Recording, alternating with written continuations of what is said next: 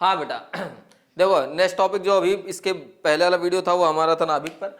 आगे से गतिमान आवेश में चुंबकत्व, तो इससे क्वेश्चन जो मोस्ट इंपोर्टेंट आते हैं, जितने क्वेश्चन हम जिस टाइप के पढ़ा रहे हैं इस टाइप के अलावा दूसरे आएंगे नहीं आपके, ठीक है।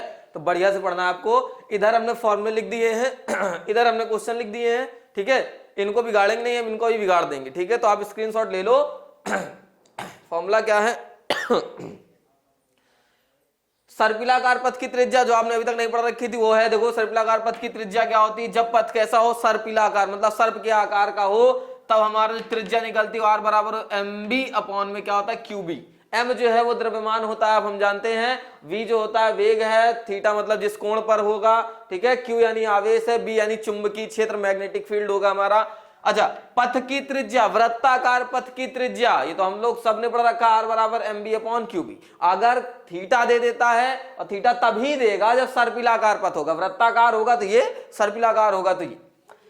समतुल्य धारा, आवेश के साथ जब हमें धारा पूछेगा तो हम जानते हैं फॉर्मूला होता है I बराबर Q अपॉन टी, और टी यहां पे दिया नहीं होगा, आपको वेग दिया होगा यानी चाल दी होगी और त्रिज्या दी होगी। तो टी बराबर समय बराबर था दूरी बटे चाल, और नीचे रखेंगे तो पलट जाएगा, तो चाल ऊपर पहुंच जाएगी, दूरी नीचे आ जाएगी। समतुल्य धारक फॉर्मूला होता है I बराबर Q अपॉन में क्या होता है QV अपॉन में 2 पाई R, यानी परिधि हमारी।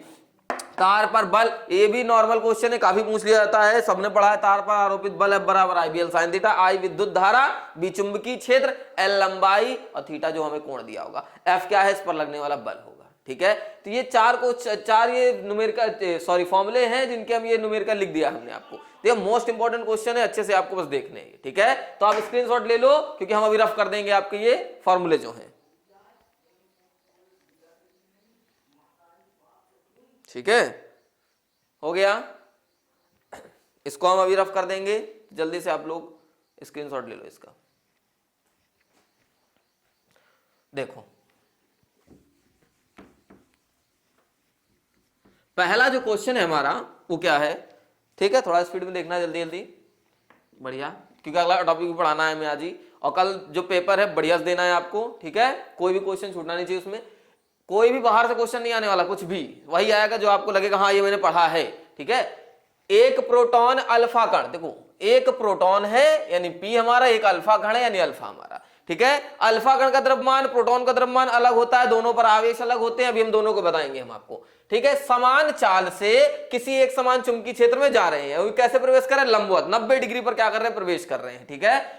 प्रोटॉन और अल्फा कण एक चुंबकीय क्षेत्र का एरिया बना हुआ है, ये एरिया बना हुआ है चुंबकीय क्षेत्र का, इसमें प्रोटॉन और अल्फा कण दोनों क्या कर रहे हैं, अंदर प्रवेश कर रहे हैं। जो कि चुंबकीय क्षेत्र अगर ऐसे जा रहा है तो ऐसे प्रवेश करेंगे, और चुंबकीय क्षेत्र अगर ऐसे है तो सीधे प्रवेश करेंगे, मतलब 90 डिग्री कोण बनाते हुए क्या कर रहे हैं, अंदर जा रहे हैं हमारे, ठीक है, प्रवेश कर रहे हैं। तो कह रहा है प्रोटॉन की वृत्ताकार पथ की त्रिज्या अल्फा कण के वृत्ताकार पथ की त्रिज्या का निष्पत्ति का मतलब होता है अनुपात, इनका अनुपात ज्ञात करना है हमें, ठीक है। प्रोटॉनों पर और अल्फा कण पर त्रिज्याओं का, पहले प्रोटॉन है फिर त्रिज्या है हमारी, तो यानी P अपॉन क्या निकालना है, अल्फा का अनुपात हमें निकालना है यहाँ पे, ठीक है। देख लेते चलिए। अब हम क्या करेंगे कि इसका फॉर्मूला, तो सबसे पहले पथ की त्रिज्या का फॉर्मूला हम लोगों ने पढ़ रखा है, R बराबर mv अपॉन qb। अब चूंकि B का कोई जिक्र नहीं है, V का कोई जिक्र नहीं है, लेकिन M प्रोटॉन का भी द्रव्यमान होगा, भार होगा, और अल्फा कण का भी भार होगा, ठीक है। तो भार रख सकते हैं, द्रव्यमान रख सकते हैं, चूंकि दोनों पर आवेश पाया जाता है तो आवेश भी रख सकते हैं। तो जैसे ये हटाएंगे तो फॉर्मूला हो जाएगा R proportional M upon Q। अब चूंकि दो लोग हैं तो जैसे ही आप इसको तोड़ोगे तो फॉर्मूला बन जाएगा, R1 R2 नहीं लिखना, हमें P दिया है ना, तो ये प्रोटॉन हो जाएगा और यहाँ अल्फा कण हो जाएगा। फॉर्मूला बनता है M P अपॉन में Q, अल्फा या P लिखना हो P लिख देंगे हम, और बराबर या इनटू में बन जाता है, Q ऊपर हो जाता है, नीचे से ऊपर गुणा करेंगे ना, Q ऊपर हो जाएगा, M नीचे हो जाएगा, ये अल्फा हो जाएगा हमारा, और ये अल्फा हो जाएगा हमारा, ठीक है। तो ये हमारा क्या बन जाएगा, फॉर्मूला बन जाएगा। एक बार फिर से देख लो आप, हमें अल्फा कण दिया है और प्रोटॉन दिया है, ठीक है, और दोनों से क्या कह रहा है, दोनों की त्रिज्याओं का क्या कह रहा है, अनुपात ज्ञात करें। और प्रोटॉन और अल्फा कण की त्रिज्याओं का अनुपात क्या होता है हमारा, ये हमने पढ़ रखा है, ठीक है। अब आपको हम बता दें, फॉर्मूला तो आपके सामने है, ठीक है। तो जब भी प्रोटॉन, देखिए दो ही क्वेश्चन है इसके, एक ही, एक और पूछा जाएगा अनुपात वाला, ठीक। फॉर्मूला दोनों के लिए एक ही है कि अल्फा कण और किस पर, प्रोटोनों पर जो अनुपात निकालते हैं वो क्या होता है हमारा, ये फॉर्मूला होता है आरपी अपॉन आर अल्फा। 1 और 2 भी रख सकते हैं, लेकिन अगर प्रोटॉन दिया तो हमने मान लिया प्रोटॉन है, अल्फा है तो अल्फा मान लिया।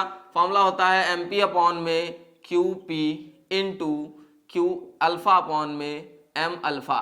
इधर अल्फा वाला रख दोगे, इधर प्रोटॉन वाला रख दोगे, इधर अल्फा और प्रोटॉन जो हमें ज्ञात करना है वो रख दोगे। सिंपल सा फॉर्मूला हमारा बन गया। अब चूंकि हमें पता होना चाहिए अल्फा कण या प्रोटॉन, प्रोटॉन पर आवेश, प्रोटॉन पर आवेश कितना होता है, ठीक है। अच्छा, प्रोटॉन पर आवेश जो होता है हमारा Q होता है, या E मान लेंगे, E होता है, ठीक है। Q मानना है, Q मान लिया हमने, मान लिया Q है आवेश, ठीक है। अल्फा कण पर आवेश, यहाँ P लिख दें हम, अल्फा कण पर आवेश क्या होता है, तो अल्फा कण का आवेश जो होता है वो इससे दुगना होता है, ये हम जानते हैं। तो यानी 2E लिख सकते हैं या 2Q लिख सकते हैं। अगर Q माना है तो 2Q दुगना होता है, उससे क्या होता है, दुगना होता है, हम जानते हैं। अब चूंकि द्रव्यमान दिया है तो द्रव्यमान भी सेम होता है। द्रव्यमान यानी m हमारा जो द्रव्यमान होता है अल्फा कण प्रोटॉन का द्रव्यमान m और अल्फा कण का द्रव्यमान, अल्फा कण का द्रव्यमान 2m होता है।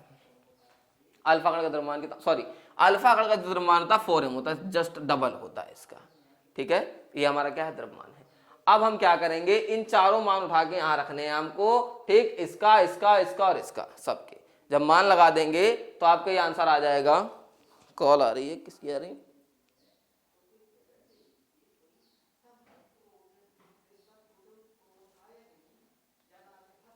ठीक है, हाँ। तो क्या था हमारा, ये फॉर्मूला दिया था हमें, प्रोटॉनों पर अल्फा कण का अनुपात चाहिए था, हमने फॉर्मूला लगाया, सबके मान है पता है, अल्फा कण का सब कुछ दुगना होता है, द्रव्यमान 4 गुना होता है, बाकी अल्फा कण पर द्रव्यमान आवेश कितना होता है, 2 गुना होता है, ठीक है। प्रोटॉन और ये क्या होते हैं, नॉर्मल इलेक्ट्रॉन प्रोटॉन के जो होते हैं नॉर्मल होते हैं, हमारे चार्ज जो होते हैं। देखो फॉर्मूला लगा है, फॉर्मूले के ऊपर रखोगे तो ये हमें ज्ञात करना है RP R alpha upon MP. M का मतलब द्रव्यमान, पी का मतलब प्रोटॉन का, तो प्रोटॉन का द्रव्यमान ये दिया है, हमने मान लिया है एम।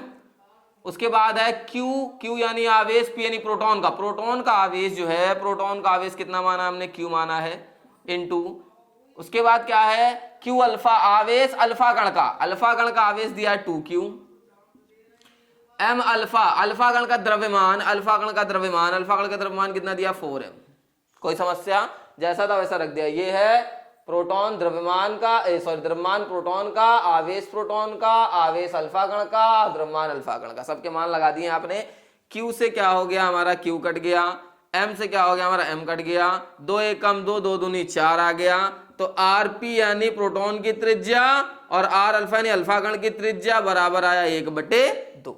ये हमारा आंसर हो गया कि R अल्फा कण और सॉरी प्रोटॉन और अल्फा कण का अनुपात कितना आता है, तो 1/2। तो इसका आंसर बदलने वाला ही नहीं है, ऑप्शन का क्वेश्चन होता है जो मोस्ट इंपॉर्टेंट होता है। आपसे क्वेश्चन दिया होगा, कह देगा आंसर बताइए ऑप्शन में, ठीक है। तो अब याद रखना है कि आंसर इसका बदलता ही नहीं कभी भी, जब भी वैल्यू ना दी हो, अल्फा कण प्रोटॉन की बात हो रही हो और रेशियो किसका पूछा जा रहा हो, त्रिज्या का, तो सदैव आंसर आता है 1/2। कितना आता बेटा, 1/2। अल्फा कण की त्रिज्या दुगनी होगी किससे, प्रोटॉन की त्रिज्या से, तो अनुपात आता है 1/2 सदैव। स्क्रीनशॉट ले लो, अगला क्वेश्चन बताते हैं आपको। हो गया, देखो अगला क्वेश्चन। अगला जो क्वेश्चन है हमारा, ये आपने बढ़िया से पढ़ा रखा है, ये हो गया हमारा। अब ये वाला क्वेश्चन जो पढ़ेंगे सेकंड वाला, हम क्या लिखा है, 5 सेंटीमीटर लंबे तार, 5 सेंटीमीटर तार की लंबाई, लंबाई यानी एल दी है, कितने सेंटीमीटर दिया, 5 सेंटीमीटर तार की लंबाई दी है, और 2 × 10⁻⁴ टेस्ला का चुंबकीय क्षेत्र मैग्नेटिक फील्ड किससे प्रेजेंट होता है बेटा, बी से। कितना दिया हमको, 2 × 10⁻⁴, 2 × 10⁻⁴ टेस्ला। टेस्ला किसका मात्रक, चुंबकीय क्षेत्र का 4 मात्रक होते हैं, याद रखना। क्या होता है, टेस्ला होता है न्यूटन प्रति एम्पियर मीटर होता है, वेबर प्रति मीटर स्क्वायर होता है, और गॉस, 4 मात्रक होते हैं बी के। चुंबकीय क्षेत्र में रखा जाता है 3 मिली एम्पियर की धारा, करंट किससे प्रेजेंट होता है, धारा आई से 3 मिली एम्पियर दिया है हमको, एम यानी मिली, ए यानी एम्पियर, प्रवाहित करने पर कितना बल आरोपित होगा, बल यानी एफ पूछा है हमसे, एफ पूछा है हमसे। अब चूंकि कहीं दिया है इसमें ना लंबवत दिया है, चुंबकीय क्षेत्र में रखा जाता है इतने एम्पीयर की धारा बल, तो हम साइन थीटा कोई जिक्र ही नहीं है तो लगाएंगे ही नहीं। हमने फॉर्मूला पढ़ा F बराबर IBL साइन थीटा जब रखेंगे जब थीटा देगा, लंबवत बोलता, समांतर बोलता या थीटा देता तो हम रख देते हैं यहाँ पे। कहीं थीटा दिया तो नहीं, छूट तो नहीं रहा हमसे, नहीं दिया। अब चूंकि ये जो मात्रक है ये SI में नहीं है, ये वाला CGS में, ये वाला भी CGS में है, तो इनको बनाएंगे पहले हम, ठीक है। तो जब भी सेंटीमीटर हो तो मीटर में बदल लेते हैं, मीटर में बदलने के लिए 10 की घात -2 से गुणा करते, शायद सबको पता है अब, ठीक है। अच्छा, चुंबकीय क्षेत्र नहीं बदलना क्योंकि टेस्ला में दिया गया। मिली एम्पियर को एम्पियर बदलेंगे तो मिली का मतलब होता है 10 की घात -3 एम्पियर। अब ये दोनों मान बदल चुके हैं, अब हमें फॉर्मूले में केवल रखना है, ये हमारा फॉर्मूला रखा हुआ है, इसमें उठा कर रख दो। F आपको फाइंड करना है, ज्ञात करना है। I आपको दिया गया है 3 × 10 की घात -3 जो आपने चेंज किया। B आपको दिया गया है 2 × 10 की पावर -4। L लंबाई आपको दी गई, आपने चेंज कर रखी 5 × 10 की पावर -2। अब गुणा कैसे कराना है, तो सिंपल, बिल्कुल सिंपल। देखो पावर अलग और संख्या अलग। संख्या क्या है, 3 है, 2 है, 5 है, तो 5 दूनी 10, 3 30, तो F बराबर ये आ गया, संख्या आ गई 30 गुणे पावर माइनस माइनस माइनस, सभी माइनस के जुड़ जाएंगे एक जैसे हैं तो 4 2 6 और 6 3 9, 10 की पावर -9। F है बल, बल का मात्रक क्या है, न्यूटन। ये आपका आंसर खत्म। समझ रहे हो, कह दो छोटा सा आंसर, छोटा सा क्वेश्चन बता रहे हो, बता इसलिए रहे क्योंकि ऑप्शनल क्वेश्चन है ये दोनों जो बहुत पूछे जा रहे हैं और आपके लिए एक एक नंबर इंपॉर्टेंट है, ठीक है। कि आपको समय भी नहीं बर्बाद करना, क्वेश्चन देखा आपने आज, अगर अच्छे से पढ़ा रखा है तो कल आप इसको बस सॉल्व भी नहीं करना, आपको सीधा टिक लगा देना है, ठीक है। तो इसका तो 1/2 था, इसका आया 30 × 10 की घात -9 न्यूटन, ठीक है। स्क्रीनशॉट ले लो, आपको तीसरा सवाल बताते हैं आपको जल्दी से, ठीक है, लगाओ जल्दी से।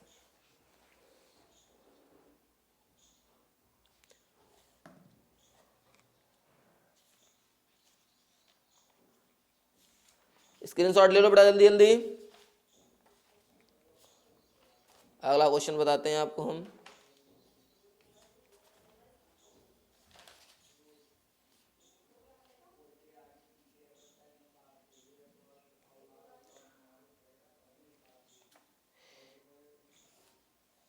ठीक है, तीसरा क्वेश्चन क्या लिखा है हमारा, किसी परमाणु में इलेक्ट्रॉन 0.7 एम्पियर की त्रिज्या की कक्षा में 6.6 × 10 की घात 4 मीटर प्रति सेकंड की चाल से गति कर रहा है, तो कक्षा में तुल्य धारा का मान क्या होगा।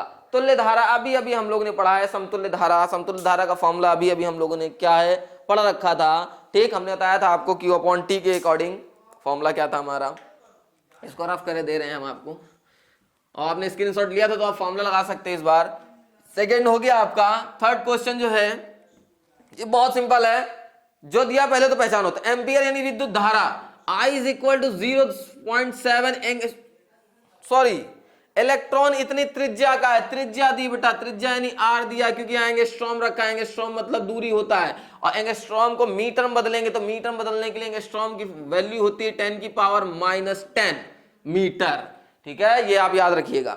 आगे उसके दिया गया है कक्षा में इतने मीटर प्रति सेकंड की चाल से, चाल जो होती है V से प्रेजेंट होती है, V बराबर दिया 6.6 × 10 की पावर 4 मीटर, इतनी स्पीड से दौड़ रहा है, ठीक है, गति कर रहा है। लिखा है कक्षा में तुल्य धारा का मान ज्ञात करें। धारा मतलब क्या होता है, I होता है,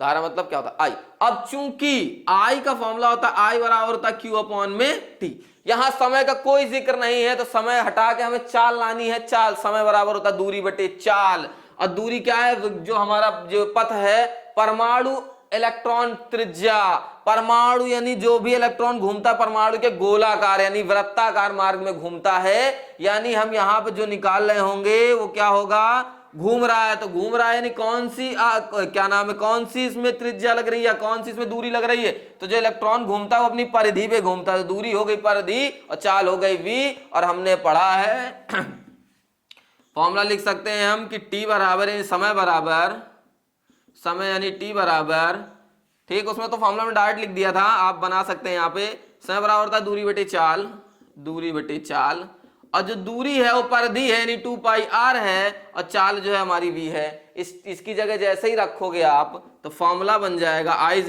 Q/2πr/v, नीचे गुणा हो जाएगा ऊपर, तो फॉर्मूला बन जाएगा QV/2πr। कोई समस्या, ये हमारा फॉर्मूला बन गया। अब हमें क्या करना है, केवल वैल्यू रखनी है और वैल्यू रख के क्या करना है, हल करना है। आवेश, तो जब आवेश की वैल्यू नहीं दी जाती है तो एक इलेक्ट्रॉन पर आवेश परमानेंट होता है 1.6 इंटू 10⁻19, ये शायद सबने पढ़ रखा है।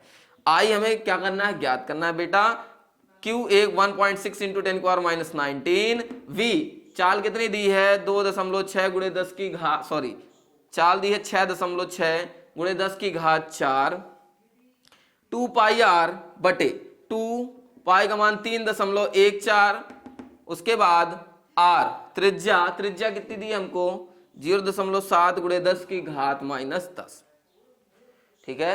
या आप 22/7 रख देंगे तो जल्दी हल हो जाएगा, चलो रख देते हैं 22/7 पाई का मान, ठीक है। तो ये क्या होगा, पॉइंट से पॉइंट हट जाएगा, 7 से 7 कट जाएगा, 22 तियां 66 आ जाएगा, ठीक है। और 2 से काटेंगे तो 0.8 आ जाएगा, 2 अट्ठे 16 आ जाएगा, ठीक है। तो I इज इक्वल टू हमारा आ गया 0.8 इंटू 3, और ये देखिए आप 10 की घात -19 लिखा है, ये 10 की घात 4 लिखा है, नीचे -10 ऊपर गया प्लस का हो गया 10, दिख रहा है आपको अभी, ये आ गया हमारा। अब हम देख रहे हैं यहाँ पे दशमलव हटाएंगे 0, तो एक 0 से जैसे 0 कटेगा तो यहाँ बचेंगे 3, और ये 10 3 हो जाएंगे 13, प्लस के 13 माइनस का 19 घटा देंगे तो 13 19 यानी 6 बचा, यानी आंसर जो हम यहाँ साइड में लिखे दे रहे, अगर आपको नहीं दिख रहा है, I इज इक्वल टू